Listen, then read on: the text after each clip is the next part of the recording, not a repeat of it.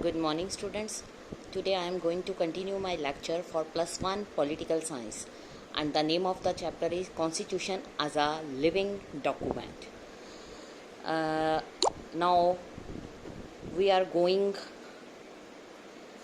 to continue how to amend the Constitution. There are special provisions in the Constitution for the amendment of the different rights. First, similar to ordinary law, simple majority in parliament as mentioned in some articles. Special majority in parliament in both houses separately as per article 368. Special majority plus legislatures of half of the state, article 368.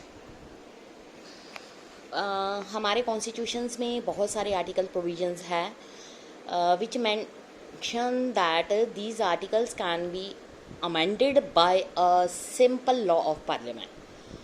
इसके लिए कोई special procedure नहीं चाहिए amendment के लिए, ठीक है. There is no difference at all between an amendment and ordinary law. ये जो पार्ट्स हैं कॉन्स्टिट्यूशन के ये बहुत फ्लैक्सीबल हैं. Read carefully the following text of some articles of the constitutions. In both these articles, the wording by law indicates that these articles can be modified by the parliament without recourse to the procedure laid down in the article 368. Many other articles of the constitution can be modified by the parliament this simple manner. ये article हमें ये बताते हैं कि अगर किसी तरह का हम चेंज करना चाहते हैं कॉन्स्टिट्यूशन में जो लॉज दिए गए हैं या जो फंडामेंटल राइट्स हैं तो सिंपल उनमें अमेंडमेंट हो सकती है, लेकिन वो लॉ फिनिश नहीं हो सकते. ये 2 आर्टिकल्स मैं पढ़ने लगी हूँ, article 2 and article 3. Article 2. Parliament may by law admit into the Union new states. Article 3. Parliament may by law increase the area of any state. For amending मतलब changes करना. Amending the remaining parts of the constitution. जो provisions है वो article 368 of the constitution में mention करी गई है. In article there are 2 method जो है अमेंडमेंट के कॉन्स्टिट्यूशन में दिए गए हैं. They apply to different sets of articles, ठीक है. 1 मेथड ये है कि amendment can be made by special majority of 2 houses, Lok Sabha and Rajya Sabha in the parliament. दूसरा मेथड थोड़ा सा डिफिकल्ट होता है. It require special majority of the parliament, ठीक है, और कंसेंट होना चाहिए इसमें half of the state legislature. एक नोट करने वाली चीज़ है कि जितने भी अमेंडमेंट्स हैं कॉन्स्टिट्यूशन में initiated only in the parliament, ठीक है.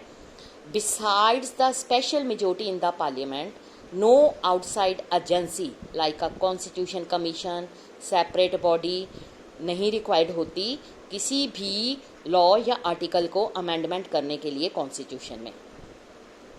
Similarly after the passage in the parliament and in some cases in state legislature no referendum, ठीक है, required for the ratification of amendment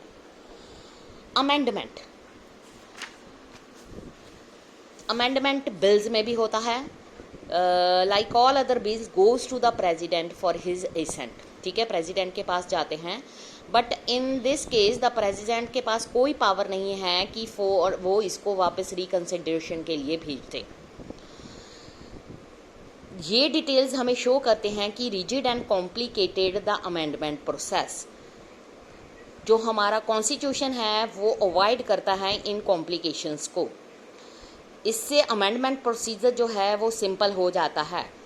but more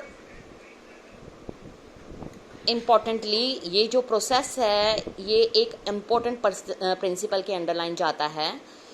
इसका मतलब ये है कि ओनली जो इलेक्टेड रिप्रेजेंटेटिव पीपल्स होते हैं उनके वो are empowered to consider and take final decision on the question of amendment.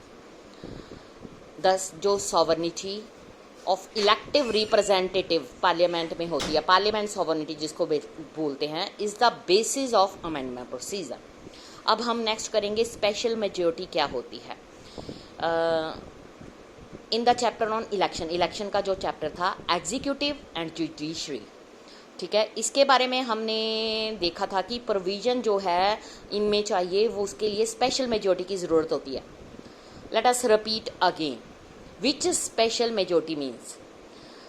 Ordinary अगर हम बात करें, all business of the legislature जो हैं उनको रिक्वायर होता है एक रेजोल्यूशन और बिल जिसको support of simple majority of members की ज़रूरत होती है, वो इस पर वोट डालते हैं। Suppose that at the time of voting on A bill, किसी भी बिल पर वोटिंग हो रही है, 247 मेंबर्स प्रेजेंट हैं, ठीक है, हाउस में, ऑल ऑफ देम वो जो है पार्टिसिपेटेड कर रहे हैं जो बिल पर वोटिंग हो रही है। देन बिल जो है would be passed if at least जो 124 मेंबर्स हैं बिल के फेवर में वोट डाल देते हैं, ठीक है। Not so in the case of amendment bill. Amendment to the constitution require 2 different kind of special majority. कौन कौन सी होती हैं? In first place, those voting in favour of amendment bill should constitute at least half जो होती है total strength of that house, उसमें majority की ज़रूरत होती है अमेंडमेंट करने के लिए। सेकेंडली, इसमें ये बताया गया है कि द सपोर्टर जो होते हैं अमेंडमेंट बिल के also constitute 2/3 of those actually take part in voting. जो वोटिंग में पार्टिसिपेट कर रहे हैं सिर्फ उनको लेकर चला जाता है। हाउसेस जो पार्लियामेंट के होते हैं वो अमेंडमेंट बिल सेपरेटली पास करते हैं, ठीक है। जॉइंट सेशन की इसमें ज़रूरत नहीं होती। एवरी अमेंडमेंट बिल जो है उसको स्पेशल मेजॉरिटी की रिक्वायरमेंट होती है। लोकसभा में 545 मेंबर्स होते हैं। किसी भी चीज़ में अगर हमने अमेंडमेंट करना है तो मिनिमम 273 मेंबर्स की सपोर्ट होनी ज़रूरी है। इवन इफ़ ओनली 300 वोटर जो प्रेजेंट हैं, मेंबर्स प्रेजेंट हैं टाइम ऑफ वोटिंग, जो अमेंडमेंट बिल है मस्ट गेट सपोर्ट ऑफ 273, ठीक है। बट इमेजिन दैट 400 मेंबर्स जो लोकसभा के हैं वोट करते हैं amendment of bill. It means how many members should support the bill to get the bill pass. In addition to this, both जो houses हैं must pass the amendment bill with special majority separately.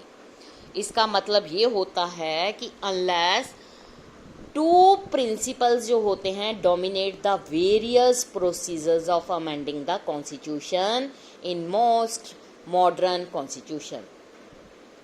1 principle है special majority.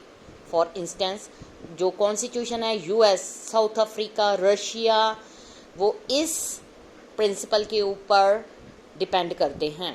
It is 2/3 majority in South Africa and Russia. For some amendment 3/4 majority required होती है। दूसरा principle हमें क्या बताता है? That is popular among many modern constitution is that of people participation in process of amending the constitution. यानी कि जब कॉन्स्टिट्यूशन में अमेंडमेंट करना होता है तो उसमें पीपल की पार्टिसिपेशन नेसेसरी है। स्विट्ज़रलैंड जो पीपल हैं वो अमेंडमेंट में इनिशिएट करते हैं। अदर एग्जांपल कंट्रीज़ का है जहां लोग जो हैं अप्रूव और अमेंडमेंट करते हैं कॉन्स्टिट्यूशन में, वो है रशिया एंड इटली। अब ये बताया गया है कि ये sufficient consensus over the propose amendment, ठीक है, it can not be passed if the party in power enjoy very thin majority. अगर उसको मेजॉरिटी नहीं मिलती, it can legislation of its choice can get budget approved even if the opposition does not agree. 2 parties होती हैं, एक win करती है और दूसरी उसकी ऑपोजिशन में बैठती है।